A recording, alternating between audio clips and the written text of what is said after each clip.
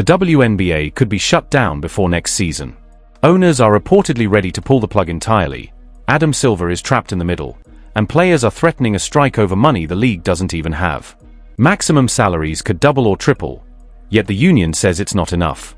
Caitlin Clark just had the rookie season of a lifetime, and now the league she's helping save might vanish completely. Stick around. You won't believe how close the WNBA is to disappearing. In pegging it to a percentage at all. And Adam Silver addressed the media during the League Cup final in Vegas and said that he'll get involved if they want him to. But here's the surprise.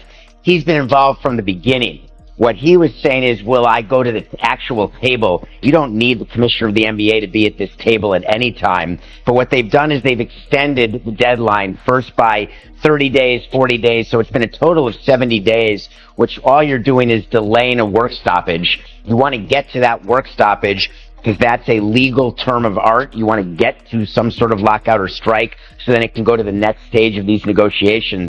WNBA owners may be pushing Adam Silver toward the nuclear option, shutting the league down entirely. This isn't about restructuring. It's not about delays or tweaks. This is about the very real possibility that the WNBA doesn't make it to next season. Owners have just drawn a hard line. Adam Silver is stuck in an impossible position, and players are threatening to walk out over money the league simply does not generate. There's no hidden pile of cash. There's no untapped revenue waiting to be split. Now everyone is watching one person, Caitlin Clark, wondering if she'll step in as the voice of reason and stop this from spiraling out of control. Because right now, the league is imploding in real time, and no one involved seems willing to blink. This isn't bold. This isn't empowerment. This is chaos. Is that the players in the WNBA want to have a pegged revenue number the way they have it in the NBA. And Adam Silver is saying no, because the NBA owners are saying no, because that's not taking into account all of the money that the WNBA owners need to profit and take off the table to pay down debt that has been accruing over the decades of losses.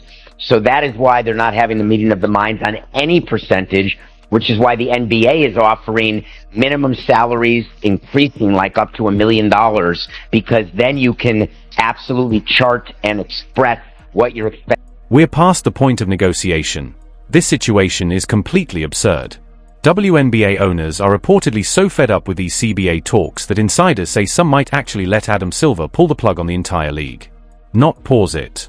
Not restructure it. End it. Completely.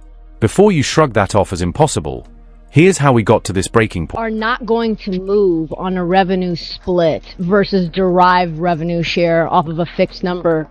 What is your opinion on what happens? Maybe the end of The current WNBA-CBA negotiations have descended into chaos. Players have voted to authorize a work stoppage, while owners insist they're offering everything the league can realistically afford. Adam Silver is trapped in the middle, mediating between two sides that can't even agree on the basics of economics. Insiders report that union leadership, including Kathy Angelbert, might be negotiable. Some players reportedly want her removed, and a few owners wouldn't oppose a leadership shakeup. Whether that blocks the deal remains uncertain. But when your commissioner's job is openly questioned on both sides, that's a serious warning sign of unhealthy labor dynamics. So what exactly did ownership propose? Honestly, given the league's financial realities, it's quite reasonable. Maximum salary, $1 million. Average salary, $417,000. Performance bonuses, $200,000, bringing true maximum potential to $1.2 million. Revenue participation, included. That's a dramatic improvement over current arrangements, where the maximum salary barely exceeds $200,000. Yet the players rejected it. Not just rejected, 98% voted to authorize a strike, leaving only 3% opposed. Rumors suggest Caitlin Clark may be among the dissenters, potentially recognizing that threatening the league's stability isn't smart long-term strategy. Let's be clear, the proposal would double or triple many players' incomes, and increase maximum salaries from $200,000 to $1 million.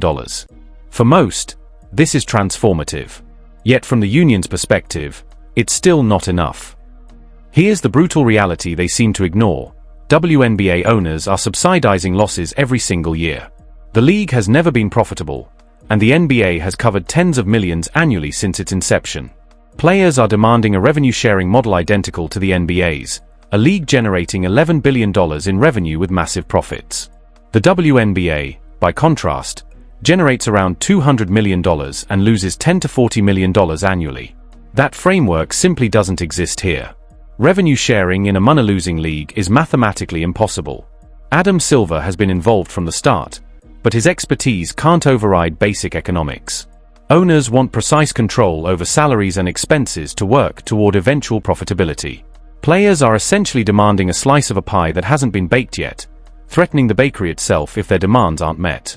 Ownership has attempted creative solutions, redistributing funds, raising maximum salaries, offering performance bonuses, and restructuring benefits to reduce costs while improving headline figures.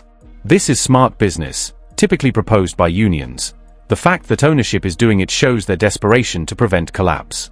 But the players' all-or-nothing approach is dangerous. Negotiation specialists warn that if revenue percentage demands aren't abandoned, the WNBA could terminate operations entirely. That's not hyperbole. A replacement league could emerge immediately, luring every elite player with better contracts. If that happens, the league would be finished. And while stars like Caitlin Clark, Angel Reese, and Cameron Brink might survive through endorsements or international play, middle and lower roster players would be devastated. Many rely on the WNBA as their primary source of income and development. This high-stakes strategy could destroy the livelihoods of the majority of the league's athletes. The reality: owners have proposed massive compensation increases, benefits, and incentives. Players are demanding NBA-level revenue sharing from a league that simply does not have that revenue. The WNBA isn't the NBA. It doesn't have the viewership, profits, or advertising dollars to support those salaries. Pretending otherwise doesn't create reality. It disconnects players from the business facts. Attention is delicate. Most of the WNBA's recent growth came from Caitlin Clark drawing millions of new viewers and filling arenas. Casual fans can vanish just as quickly as they arrived. A strike risks destroying momentum, alienating fans, and losing sponsors. Owners can walk away, having already subsidized losses for decades. Players, however, cannot. This is their profession, their income, and their opportunity. Adam Silver is trying to mediate, but he can't force owners to accept unsustainable losses or players to accept economic reality. Deadlines can be extended, but eventually, either an agreement is reached, or the league faces a strike, lockout, or even termination. The WNBA is at a cliff edge.